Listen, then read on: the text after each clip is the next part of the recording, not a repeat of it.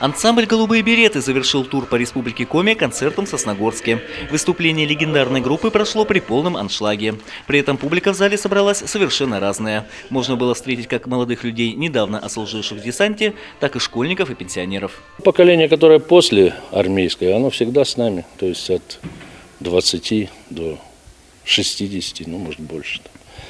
Вот сейчас опять все вернулось назад. Много детей, детишек. Ребят разного возраста. Ну, в принципе, кому это нужно, ведь не заставишь человека поневоле слушать.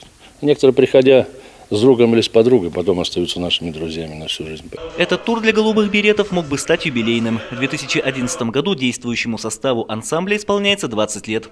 Однако круглую дату музыканты решили не отмечать. Для них это больше личный праздник. Мы недавно отметили 25 лет ансамблю вообще. А такое понятие, как настоящего состава, в принципе, только мы отмечаем сами про себя. Но, может, сядем по рюмке, хлопнем на радостях, а так нет. На концерте прозвучали лучшие песни из репертуара ансамбля. В их числе как проверенные временем хиты, так и совсем свежие композиции.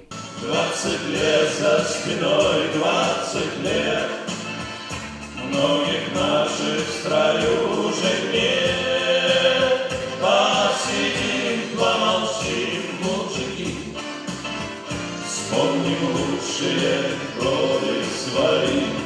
Всего в рамках тура по Республике Коми «Голубые береты» посетили 4 города.